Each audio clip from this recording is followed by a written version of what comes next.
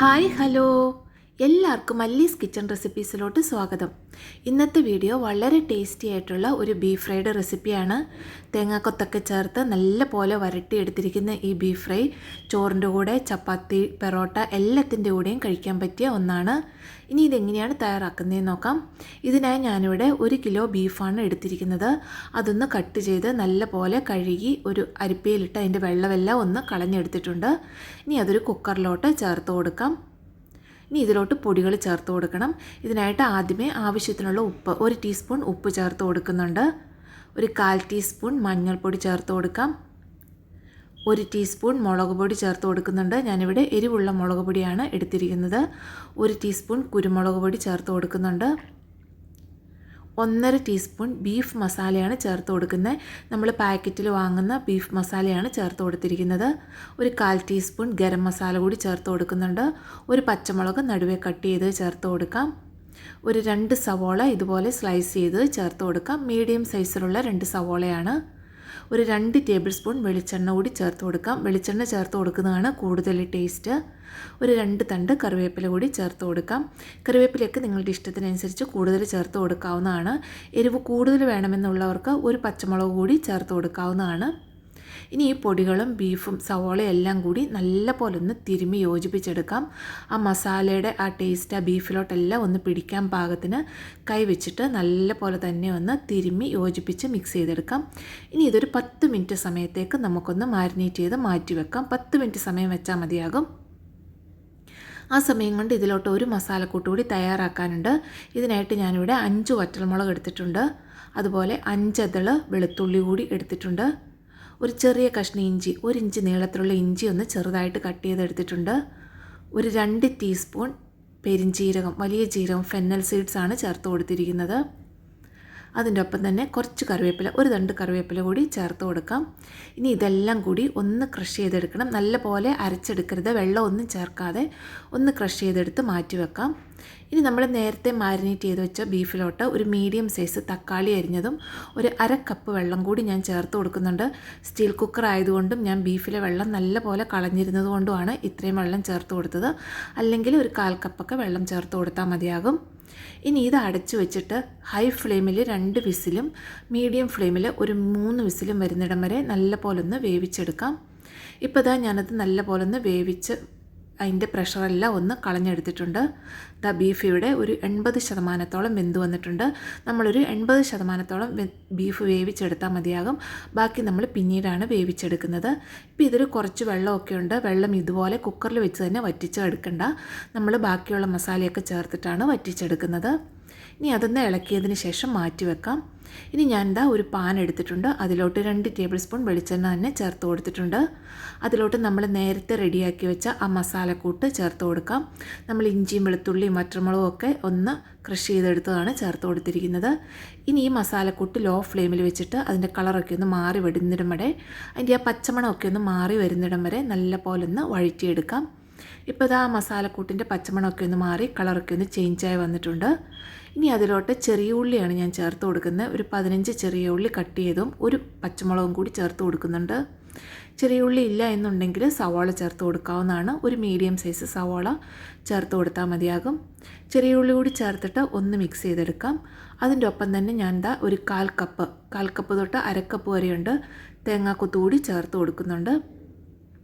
തേങ്ങാക്കൊത്തൊക്കെ നിങ്ങളുടെ ഇഷ്ടത്തിനനുസരിച്ചിട്ട് ചേർത്ത് കൊടുക്കാവുന്നതാണ്. ഇപ്പോൾ ഇനി ചെറിയ ഉള്ളിയും തേങ്ങാക്കൊത്തും ചേർത്തിട്ട് നല്ല പോലെ ഒന്ന് വഴറ്റിയെടുക്കാം. ഒപ്പം കുറച്ച് കറിവേപ്പില കൂടി ചേർത്ത് കൊടുക്കുന്നുണ്ട്.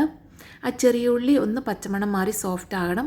അതുപോലെ തേങ്ങാക്കൊത്തും ഒന്ന് ചെറുതായിട്ട് ട്രാൻസ്പെറൻ്റ് ആയിട്ടൊക്കെ ഒന്ന് വരുന്നിടം വരെ ഒന്ന് വഴറ്റിയെടുക്കാം. നല്ല ബ്രൗൺ കളർ ആകുന്നിടം വരെ വഴറ്റേണ്ട ആവശ്യമൊന്നുമില്ല.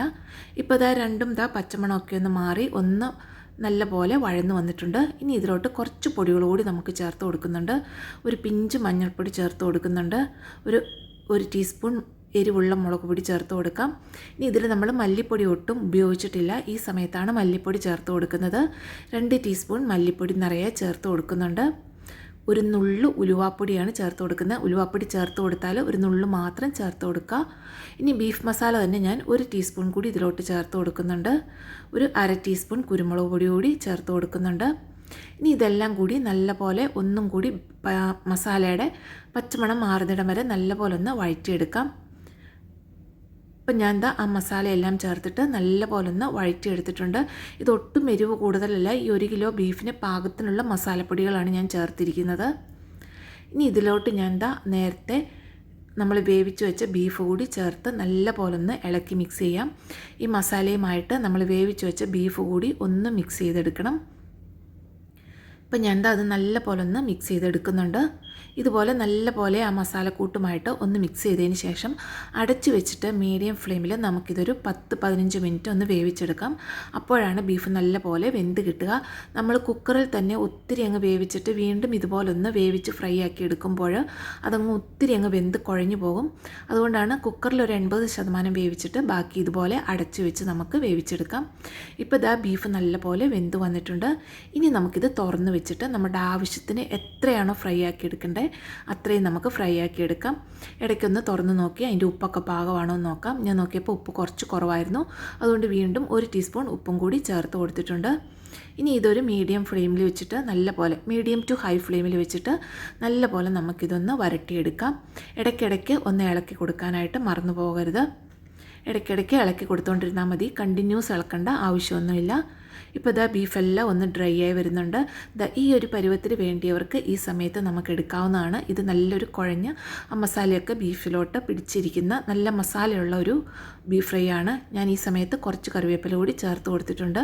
വീണ്ടും ഞാൻ കുറച്ച് സമയം കൂടി നല്ലപോലെ ഒന്ന് ഫ്രൈ ആക്കി എടുക്കുന്നുണ്ട്.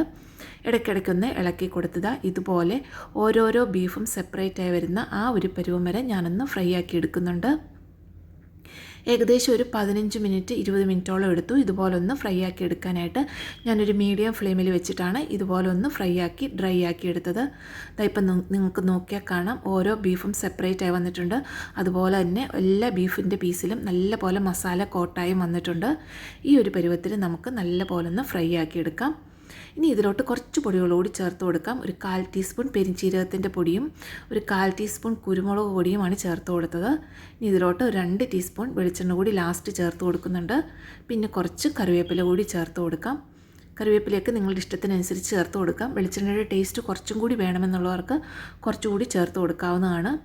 ഇനി ഇതെല്ലാം കൂടി നല്ലപോലെ ഒന്ന് ഇളക്കി മിക്സ് ചെയ്യാം. ഞാനിപ്പോൾ ഫ്ലെയിം ഓഫ് ചെയ്തിട്ടുണ്ട്. ഇനി ഇത് നല്ലപോലെ ഒന്ന് ഇളക്കി മിക്സ് ചെയ്തതിന് ശേഷം നമുക്ക് അടച്ചു വെക്കാവുന്നതാണ്.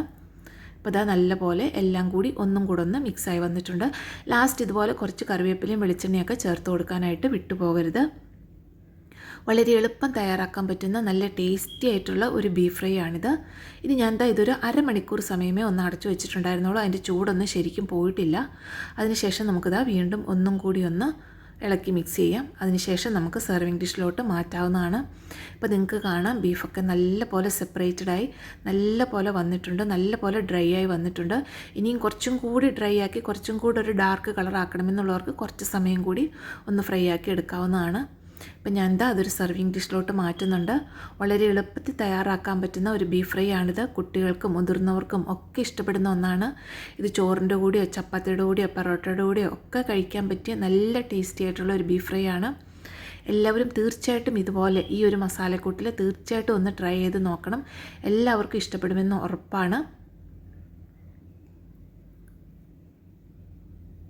തേങ്ങാക്കൊത്തൊക്കെ ചേർത്ത് ഉണ്ടാക്കിയിട്ടിരിക്കുന്നതുകൊണ്ട് നല്ലൊരു ടേസ്റ്റുമാണ്. വീഡിയോ ഇഷ്ടമായെങ്കിൽ ചാനൽ സബ്സ്ക്രൈബ് ചെയ്യുക. ലൈക്കും കമൻറ്റും ഷെയറും ചെയ്യുക. അടുത്ത വീഡിയോയുമായി വരുന്നതുവരെ എല്ലാവർക്കും നന്ദി. താങ്ക്